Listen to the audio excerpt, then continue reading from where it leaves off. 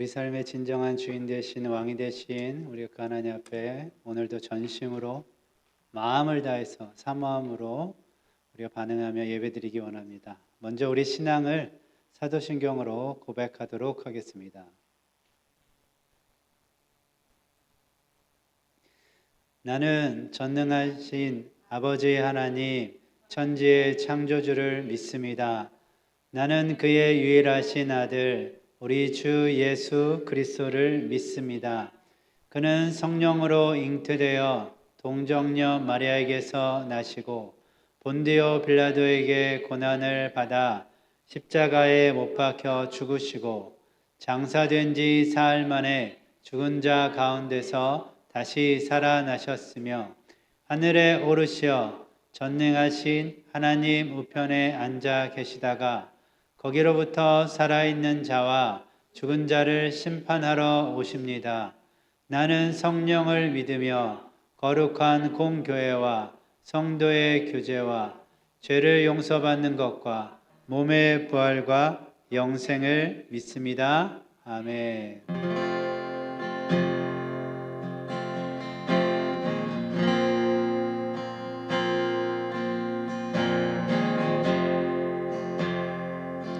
우리가 주님 앞에 더욱 가까이 나아가기 원합니다. 내가 주인 삼은 모든 것 내려놓고 내 주 되신 주 앞에 나가 내가 사랑했던 모든 것 내려놓고 주님만 사랑해. 내가 주인 삼은 모든 것 내가 주인 삼은 모든 것 내려놓고 내 주 되신 주 앞에 나가 내가 사랑했던 모든 것 내려놓고 주님만 사랑해. 주 사랑 거친 풍랑에도 깊은 바다처럼 나를 잠잠케 해. 주 사랑 내 영혼의 반석 그 사랑 위에 서리.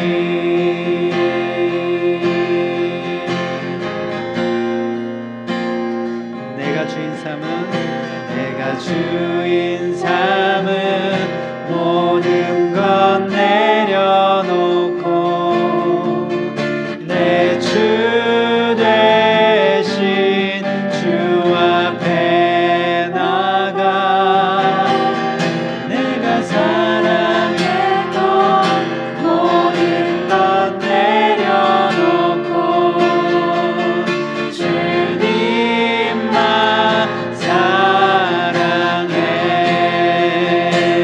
주 사랑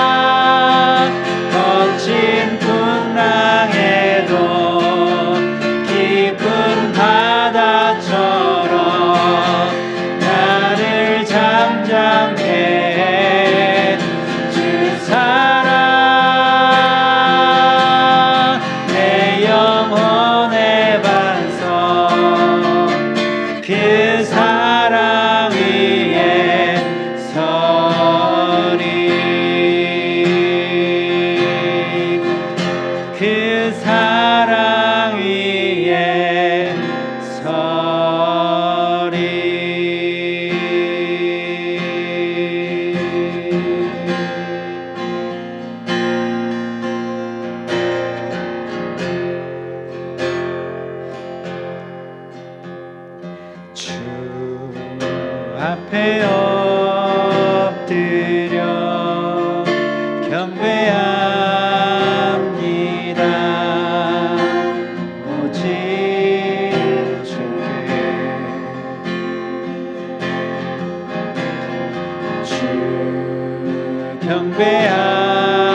경배합니다. 다른 신 아닌 오직 주께 주 앞에 엎드려 주 앞에 엎드려 경배합니다. 오직 주께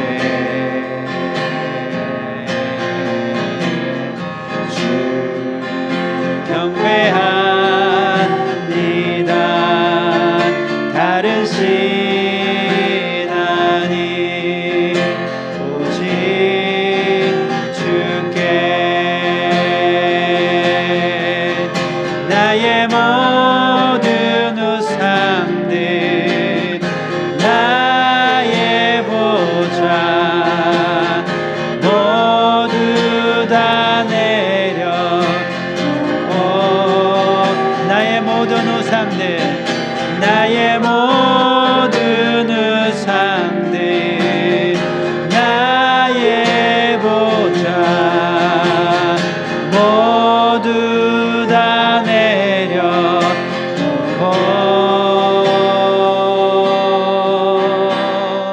주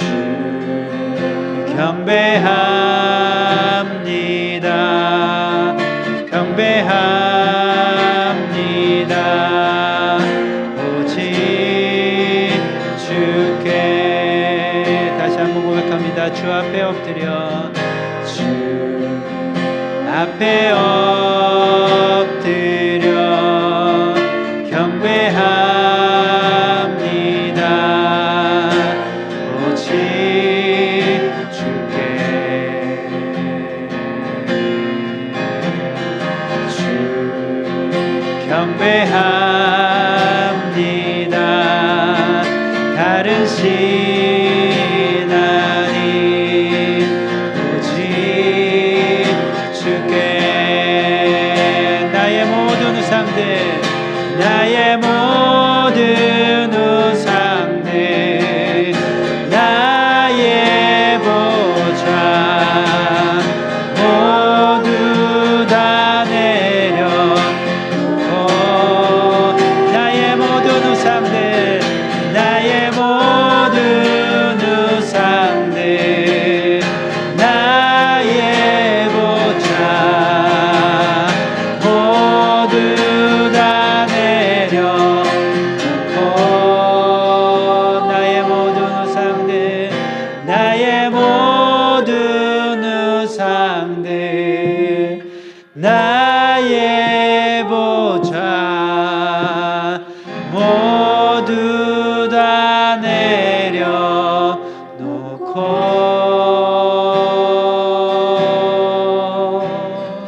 주 앞에 엎드려 경배합니다. 오직 주께 주 앞에 엎드려 경배합니다.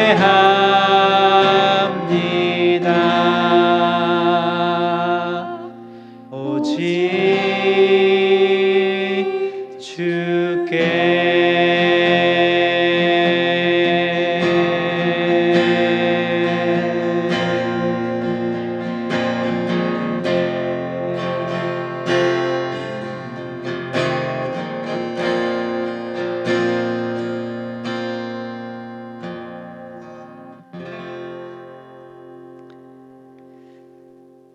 그렇습니다. 주님, 우리가 이 시간에 오직 주님만 경배합니다. 높여드립니다. 나의 모든 우상들, 나의 보좌 모두 다 이 시간 다 내려놓고 오직 주님만 경배하며 예배하며 나아갑니다. 주님만 영광 받으시옵소서, 찬양 받으시옵소서. 말씀을 우리가 사모함으로 나왔습니다. 우리 심령 가운데 성령 하나님 도와주시고 함께하여 주셔서 말씀이 깨달아지게 하시고 이 말씀을 우리가 어떻게 붙들고 살아가야 될지 지혜를 더하여 주시옵소서. 감사합니다. 예수님의 이름으로 기도드렸습니다. 아멘.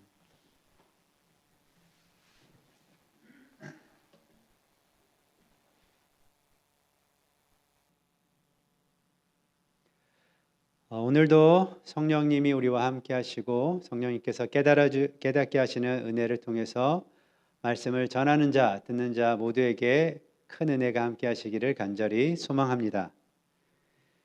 요즘 뉴스를 보다 보면 좀 답답하고 이해도 안 되고 화가 나는 그런 소식들도 자주 접하게 됩니다. 특히 미국 서부 지역을 중심으로 여러 사람들이 한꺼번에 명품 매장이나 상점들에 몰려들어서 대낮에, 환한 대낮에 다른 사람들이 다 보고 있는 그런 상황에서도 물건을 훔쳐 달아나는 일이 번번하게 일어나고 있습니다.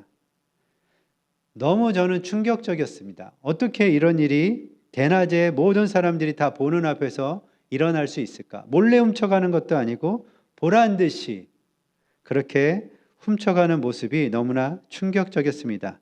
더 충격적이었던 것은 주변 사람들이 그 광경을 보고도 아무것도 하지 못하는 겁니다. 그저 지켜볼 뿐이었어요. 자신이 다치지 않게 한 발짝 물러서서 지켜보는 모습이 저에게는 너무나 충격적이었습니다. 법과 질서가 무너지고 남의 것을 빼앗는 것이 대수롭지 않게 여겨지는 그런 시대가 되지 않았나라는 생각이 들었습니다. 이런 모습을 보면서 우리는 분노하며 이렇게 생각합니다. 어떻게 저런 끔찍한 짓을 할 수가 있을까? 저거는 잘못된 일이야 라고 우리는 생각합니다. 혹시 여러분들도 가끔 도둑질을 하고 계신가요? 남의 물건을 훔치거나 빼앗거나 하시는 일을 하시나요? 아마 조금도 고민하지 않고 제 이 질문에 웃고 계실 겁니다. 왜냐하면 나는 그런 도둑질하는 사람들과 아주 거리가 멀다고 생각하기 때문입니다. 근데 우리는 오늘 말씀을 통해서 정말 나는 그렇게 도둑질하는 사람하고 전혀 상관이 없는가 생각해 보셔야 합니다.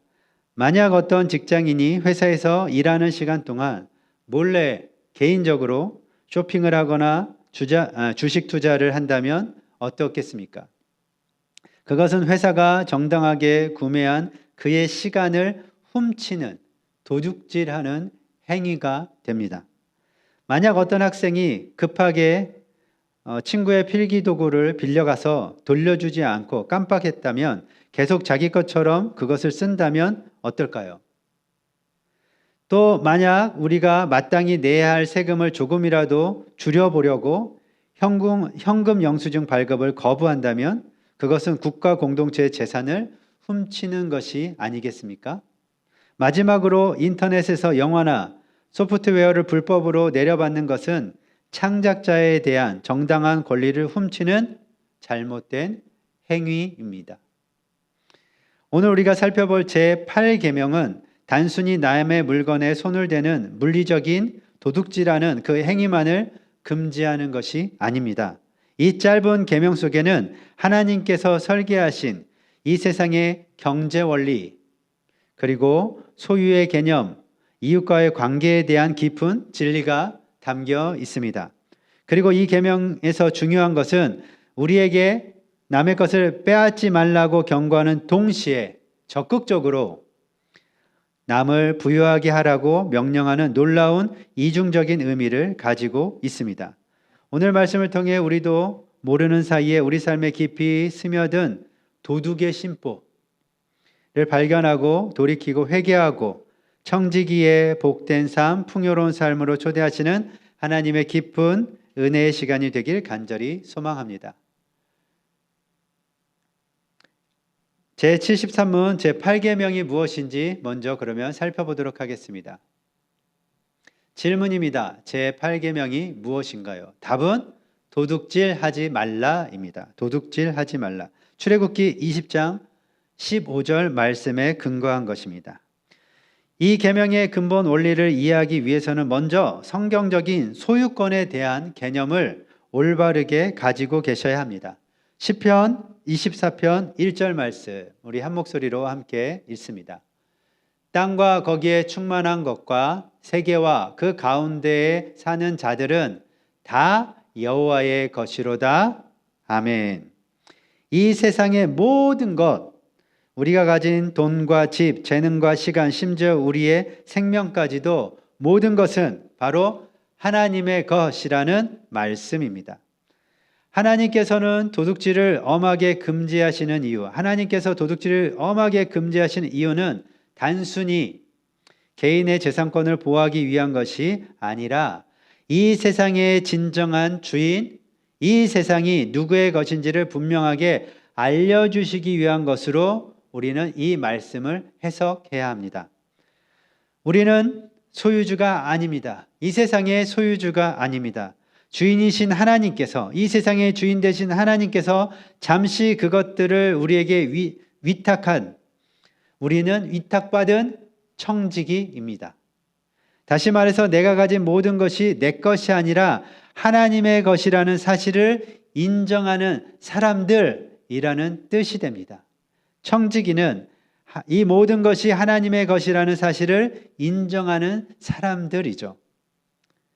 여기서 내가 청지기라는 이 진리를 분명히 알고 믿을 때 우리는 두 가지 중요한 관점을 소유하게 됩니다. 첫 번째는 청지기라는 것을 바르게 인식했을 때, 기억했을 때 첫 번째는 교만하지 않게 돼요. 교만하지 않게 됩니다. 내가 이룬 성공과 재물은 내 능력으로 얻은 것이 아니라 우리의 주인 되신 하나님께서 나에게 맡겨주신 은혜의 선물이라는 것을 알기 때문이죠. 우리는 단지 그 선물을 지혜롭게 관리할 책임을 부여받았을 뿐입니다. 이것은 우리를 끝없는 성취 압박과 실패의 두려움으로부터도 자유롭게 해주는 말씀이 됩니다. 둘째는 다른 사람의 것을 탐내지 않게 됩니다. 하나님께서 그 사람에게 맡기신 것을 내가 함부로 빼앗는 것은 그 사람에게 죄를 짓는 것과 동시에 그 모든 것의 주인이신 하나님의 주권에 정면으로 도전하는 행위가 되기 때문입니다. 다른 사람의 소유를 존중하는 것은 곧 그 소유를 그에게 맡기신 하나님을 존중하는 믿음의 표현이 되는 것입니다. 제가 예를 들어서 좀 쉽게 설명을 드리도록 하겠습니다. 여러분, 어떤 큰 회사의 CEO가 A 부장과 B 부장에게 두 사람에게 각각 다른 예산과 자원을 맡겨서 회사를 운영하게 했다고 생각해 보십시오. 두 사람에게 각각 다른 자원을, 큰 자원을 맡겨서 회사를 운영하게 했습니다. 그런데 A 그 부서장이 몰래 B의 부서의 자원을 훔쳐서 여러 번 쓴다면 어떻겠습니까? A의 부서장이 B 부서의 자원들을 훔쳐 쓴 겁니다. 그는 동료인 B 부서장의 피해를 준 것이지만 근본적으로는 각 부서의 자원을 배분하고 회사의 질서를 세운 이 CEO의 권위를 무시하고 도전한 것입니다. 그리고 더 나아가서는 A 부서장의 이 행위는 회사 전체의 신뢰를 깨트리고 공동의 목표 달성을 방해하는 치명적인 결과를 가져오게 됩니다. 도둑질이 바로 이와 같은 것입니다. 그것은 이웃의 것을 빼앗는 수평적인 죄인 것 동시에 모든 것의 주인이신 하나님의 질서와 주권을 침해하는 그 주권에 도전하는 수직적인 죄가 되는 것입니다. 우리는 흔히 8계명을 도둑질하지 말라는 소극적인 금지로만 이해하기 쉬운데, 하지만 앞으로 우리가 지금 살펴볼 소요리문답 74문에서는 이 계명에 담긴 적극적인 의무를 보여주고 있습니다. 74문을 우리 함께 이 시간에 보겠습니다. 질문입니다. 이 8계명이 요구하는 것은 무엇인가요? 그것에 대한 답은 우리 자신과 다른 사람의 부와 재산을 합법적으로 획득하고 증진시키는 것입니다. 이것이 74문의 질문과 답입니다. 이 답변은 제8계명의 핵심이에요. 이 8계명의 핵심이 이 답입니다. 하나님은 우리가 단순히 남의 것을 훔치지 않는 그런 수준이 아니라 우리 자신과 이웃의 삶을 함께 풍요롭게 만들라고 말씀하시는 것입니다. 함께 나의 자산과 이웃의 삶의 자산을 풍요롭게 만드는 생명의 청지기가 되라라고 말씀하십니다. 이 거룩한 부르심은 우리에게 두 가지 책임을 부여해 줍니다. 첫 번째는 나 자신의 삶을 부요하게 할 책임입니다. 첫 번째, 생명의 청지기의 그 책임 첫 번째는 나 자신의 삶을 부요하게 할 책임입니다. 이 책임은 성실과 근면을 통한 청지기적 삶으로 이루어집니다. 하나님은 우리 각자에게 고유한 재능과 그리고 시간, 기회를 주셨습니다. 성경은 성실함의 가치를 분명하게 우리들에게 강조하며 가르쳐주고 있습니다. 잠언 10장 4절 우리 한 목소리로 함께 읽겠습니다. 게으른 손은 가난하게 되고 부지런한 자의 손은 부하게 되느니라. 아멘. 이 말씀처럼 하나님은 우리가 게으름과 나태함으로 자신의 삶을 망가뜨리는 것을 원하지 않으십니다. 하나님은 그것을 원하지 않으시죠. 성실한 노동은 단순히 돈을 버는 행위를 넘어 하나님께서 맡기신 것들을 잘 관리하고 그리고 새로운 가치를 창출하는 거룩한 청지기의 사명이 됩니다. 그래서 정직하게 일하고 지혜롭게 저축하고 낭비하지 않는 삶의 태도는 매우 중요한 것이 됩니다. 이것은 하나님께서 주신 것들을 소중히 여기고 자신의 삶을 건강하게 안정적으로 풍요롭게 세워나가는 책임 있는 행동이 되는 것입니다. 그리고 또한 이웃을 향한 책임을 감당하기 위한 필수적인 기반이 됩니다. 두 번째로 생명의 청지기 두 번째 함께 읽겠습니다. 시작. 다른 사람의 삶을 부요하게 할 책임입니다. 다른 사람의 삶을 부요하게 할 책임이 있습니다. 에베소서 4장 28절 말씀 한 목소리로 읽겠습니다.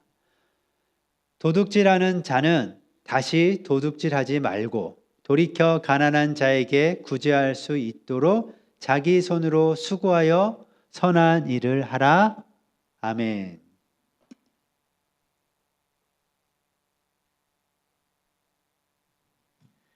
이 말씀은 도둑질의 진정한 그 반대는 단순히 물건을 훔치는 것이 아니라 손으로 수고하여 선한 일을 하는 것이라고 말씀하고 계십니다. 도둑질의 반대는 손으로 수고하여 선한 일을 하는 것입니다.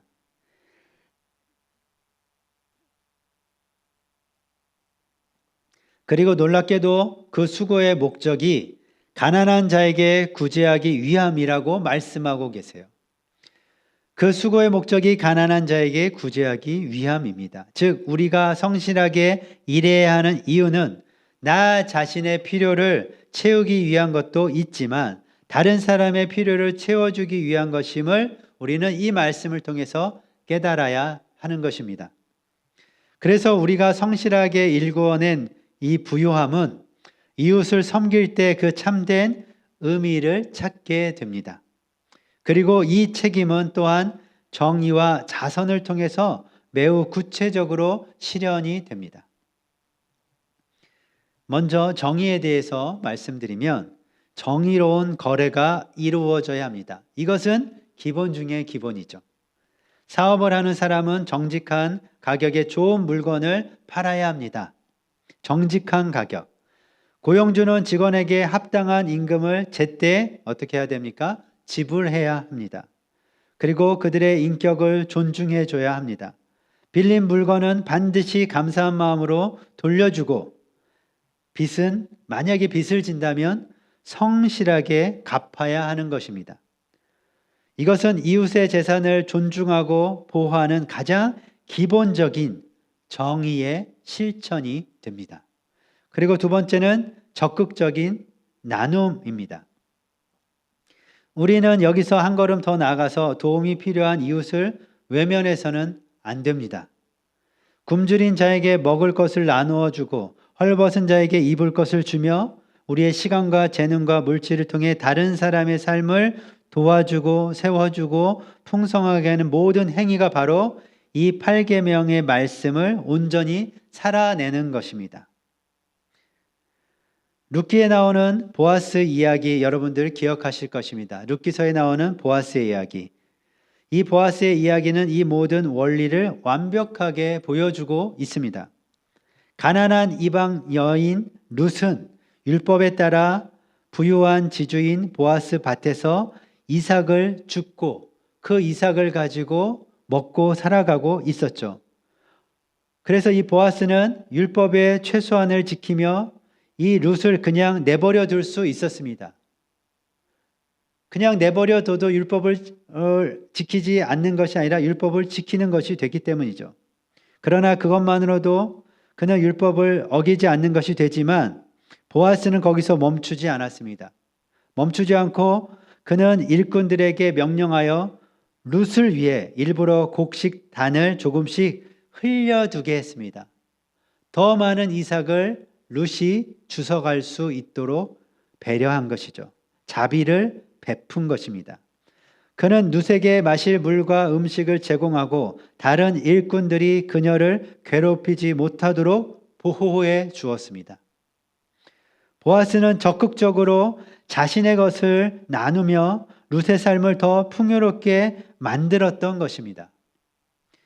그들의 삶이 조금이라도 룻의 삶이 조금이라도 더 풍요로워지도록 마음을 써가며 도와주었습니다. 이것이야말로 제8계명의 말씀을 온전히 살아낸 모습이고 오늘 우리에게 주어진 생명의 청지기로서의 삶을 그 사명을 감당하는 것입니다.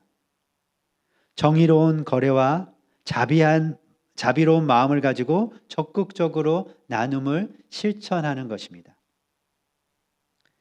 이제 제 마지막 75문을 살펴보도록 하겠습니다. 그래서 이 제75문에서 8계명이 금지하는 것은 무엇인가요? 라고 질문하고 있습니다. 그것에 대한 답은 우리 자신이나 우리 이웃의 부와 재산을 부당하게 방해하거나 방해할 수 있는 모든 것을 금지합니다. 여기서 중요한 것은 부당하게 방해하는 이 모든 것이라는 말이에요. 부당하게 방해하는 모든 것. 이 기준 앞에서 그 누구도 사실은 떳떳하다라고 자신 있게 말할 수는 없을 것입니다. 여기에서 우리가 미처 생각하지 못했던 교묘한 형태의 도둑질을 우리가 깨달아 알아야 합니다. 그 교묘하게 숨겨져 있는 이 도둑질을 5가지로 제가 설명해 드리겠습니다. 이 5가지는 이렇습니다. 첫째, 시간 도둑질. 두 번째, 재능 도둑질. 세 번째, 공공의 도둑질. 네 번째, 말의 도둑질. 다섯 번째, 마음의 도둑질입니다. 성경에서 말씀하시는 도둑질은 물리적인 그런 물건만을 훔치는 보여지는 그런 도둑질만을 말하고 있는 것이 아니기 때문에 더 구체적으로 5가지의 도둑질을 제가 말씀드린 겁니다. 첫 번째부터 제가 간단히 말씀드리겠습니다. 시간 도둑질은 이런 것입니다. 직장에서 월급을 받으면서 주어진 시간 동안 최선을 다해 일하지 않을 때 개인적인 용무를 보거나 시간을 낭비하는 것은 고용주의 재산을 훔치는 행위로 볼 수가 있는 것입니다. 동시에 신뢰를 훔치는 행위도 됩니다. 그리고 재능 도둑질이 있습니다. 하나님께서 주신 재능과 기회를 게으름으로 썩혀두는 거예요. 게으름으로 썩혀두고 아무런 열매를 맺지 못하는 것은 마땅히 하나님과 이웃을 위해 사용해야 할 자원을 낭비하는 것이 됩니다. 우리 자신과 이웃의 유익을 부당하게 방해하는 것으로 해석할 수가 있습니다. 이것은 한 달란트 받은 종이 주인의 것을 땅에 묻어둔 것, 땅에 묻어둠으로써 주인의 이익을 훔친 것과 같은 죄인 것입니다. 그리고 세 번째, 공공의 도둑질입니다. 세금을 정직하게 내지 않거나 국가의 복지 혜택을 부정하게 타내는 것은 공동체 전체의 재산을 훔치는 행위입니다. 생각보다 이런 공동체 전체의 그런 재산을 훔치는 이런 부정한 일을 행하는 사람이 사실 꽤 많습니다. 우리 주변에도 자세히 보면 꽤 됩니다. 이런 행위는 사회적 신뢰를 무너뜨리고 가장 약한 이웃에게 돌아갈 몫을 가로채는 그런 행위입니다. 그리고 말의 도둑질이 있습니다. 다른 사람의 평판이나 명예를 험담이나 거짓말로 깎아내려서 그의 사회적인 그리고 경제적 활동에 손해를 끼치는 것입니다. 그렇지 않습니까? 말의 험담으로 그 사람의 평판이 잘못된 소문을 가지고 그 사람이 경제적으로도 실제로 타격을 입는 손해를 보는 일들이 공공연하게 지금도 일어나고 있습니다.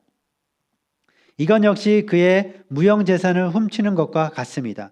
돈으로 살 수 없는 한 사람의 좋은 그의 평판과 신뢰를 훔치는 것은 어쩌면 가장 잔인한 형태의 도둑질이라고 볼 수 있습니다. 그리고 다섯 번째는 이 마음의 도둑질입니다. 눈에 보이진 않지만 마음으로 도둑질하는 것입니다. 이런 마음의 도둑질의 뿌리는 탐심에 있습니다. 아직 내 것이 아닌 남의 것을 부러워하고 갖고 싶어하는 그런 마음입니다. 탐심은 하나님께서 내게 주신 것을 부족하다라고 여기는 것입니다. 그래서 감사를 불평으로 만족을 끝없는 갈증으로 바꾸어 놓습니다. 여러분, 다윗 왕을 생각해 보십시오. 다윗 왕이 그의 충성스러운 부하 우리아의 아내 밧세바를 탐했던 것을 기억하시기 바랍니다. 다윗은 이때 왕이었어요. 다시 말해서 부족한 것이 전혀 없는 사람이었습니다. 그럼에도 불구하고 그 마음에는 무엇이 있었습니까? 탐심. 이 탐심을 가지고 그 마음에 도둑질을 한 것이죠. 결국 밧세바를 빼앗는 간음으로 그 마음의 탐심 도둑질이 이어지고 그리고 우리아의 생명을 빼앗는 살인을 하게 된 것입니다. 마음의 도둑질에서부터 시작한 죄입니다. 이런 말씀의 기준으로 생각해 보면 우리들은 이미 이 계명을 지키지 않고 도둑질을 한 사람이라고 볼 수 있습니다. 단지 걸려서 처벌받지 않았을 뿐이죠. 우리는 시간을 낭비함으로, 게으름으로, 불평과 탐심으로 알게 모르게 우리 자신과 이웃의 풍요로운 삶을 방해하는, 해치는 도둑질을 한 것과 같습니다. 오늘 말씀을 맺겠습니다. 여러분, 오늘 우리는 제8계명을 통해서 도둑질이 단순히 남의 물건을 훔치는 행위가 아니라는 것을 명확하게 배울 수 있었습니다. 성경 말씀이 말하고 있는 도둑질은 모든 것의 주인 대신 하나님의 주권을 무시하고 하나님께서 정하신 소유의 질서를 깨트리는 모든 행위를 말하는 것입니다. 마음속의 불만족과 탐심이 결국에는 시간 낭비, 재능의 방치, 그리고 이웃을 향한 부당한 행동으로 이어지고 있습니다. 우리가 도둑질하지 말아야 하는 이유는 그래서 아주 명확합니다. 그것은 하나님의 소유권을 침해하는 죄이며 우리를 창조하신 목적인 나누고 베푸는 청지기의 삶에 정면으로 반대하는 일이 되기 때문입니다. 이것은 단지 하나님의 관계를 깨트릴 뿐만 아니라 우리 이웃과의 신뢰를 무너뜨리는 일이 됩니다. 이웃과의 신뢰를 무너뜨리고 공동체의 평화를 파괴하는 일이 됩니다. 우리는 빼앗는 자가 아니라 오히려 부유하게 하는 자로 부름받았다는 이 사실을 분명하게 기억하고 살아가야 합니다. 우리는 만물의 주인이신 하나님의 자녀들입니다. 그리고 그 나라의 상속자들입니다. 하나님의 상속자라는 것은 이 땅에 유한한 그런 이 땅에 유한한 재물이 아니라 하늘의 영원하고 무한한 기업을 약속받은 존재라는 뜻입니다. 그렇지 않습니까? 하나님의 상속자가 말로만 상속자가 아니라 하늘의 영원하고 무한한 기업을 약속받은 존재라는 것을 여러분들 기억하셔야 됩니다. 이것을 믿으셔야 됩니다. 그래서 상속자는 더 이상 남의 것을 훔칠 필요가 없는 것입니다. 우리가 하나님의 상속자라는 사실을 믿으면 더 많은 것, 더 큰 것을 갖고 있기 때문에 다른 사람의 물건을 훔칠 필요가 없습니다. 가장 좋은 것을 이미 풍성하게 소유했기 때문입니다. 이 놀라운 신분과 은혜를 이번 한 주간 여러분 깊이 묵상해 보시기 바랍니다. 내가 어떤 존재인지, 하나님의 자녀로 하나님 나라의 상속자로 어떻게 살아가야 되는지 한 주간 여러분들 묵상해 보시기 바랍니다. 또 세상의 헛된 것들을 향해 움켜쥐던 여러분 혹시 그런 마음이 그런 생각이 있다라면 그런 손을 펴시고 우리에게 맡기신 것들을 성실하게 관리하고 여러분 자신도 풍요로울 뿐만 아니라 이웃을 내 주변에 있는 이웃을 부유하게 하시는 하나님의 축복의 통로로 살아가시는 사랑하는 모든 성도님들 다 되시기를 예수님의 이름으로 축원합니다. 아멘. 우리 이 시간에 함께 들은 말씀을 기억하시면서 기도했으면 좋겠습니다.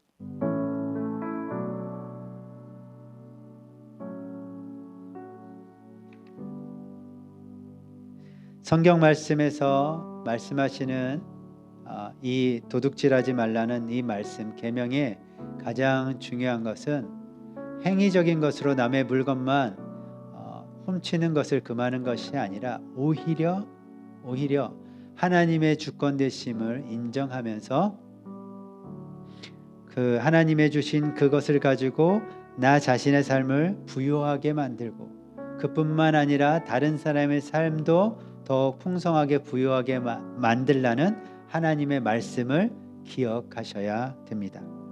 그리고 또한 우리는 눈에 보이는 것만 훔치는 것이 아니라 시간의 도둑질, 재능의 도둑질, 공공의 도둑질, 말의 도둑질, 마음의 도둑질이 있다는 사실, 성경이 말하는 도둑질이 이거라는 사실을 여러분들 기억하시면서 하나님이 우리에게 말씀하시는 도둑질을 하지 않는 삶을 여러분들 살아가셔야 됩니다.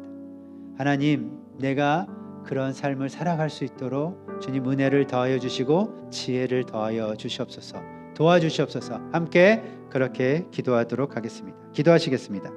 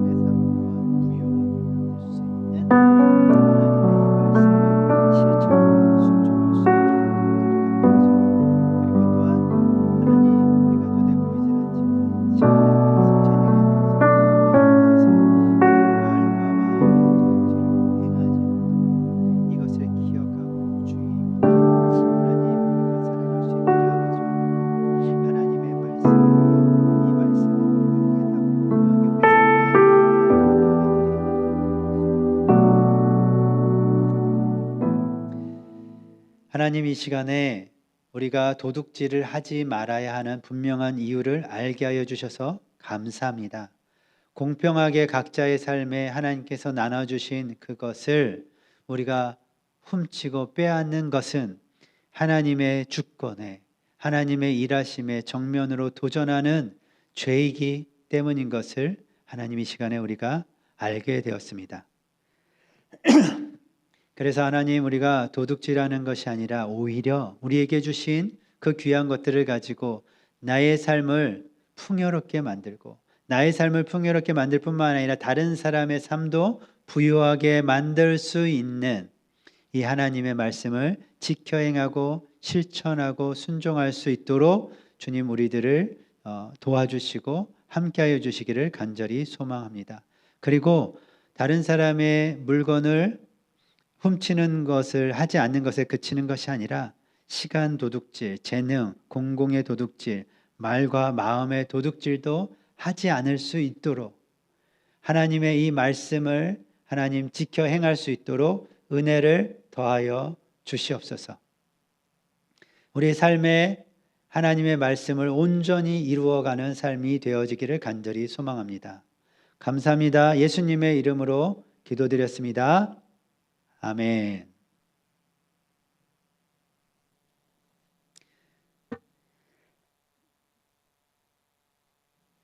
제가 기도 제목을 보여드릴 겁니다. 기도 제목을 이렇게 보여드릴 텐데 여러분들 이 기도 제목을 보시면서 자세히 하나하나 읽어가시면서 열방을 위해, 그리고 공동체를 위해, 개인을 위해서, 나 자신을 위해서 여러분은 기도하시고, 그리고 또한 각자의 기도 제목을 가지고 기도하신 다음에 자유롭게 예배를 마치시면 되겠습니다.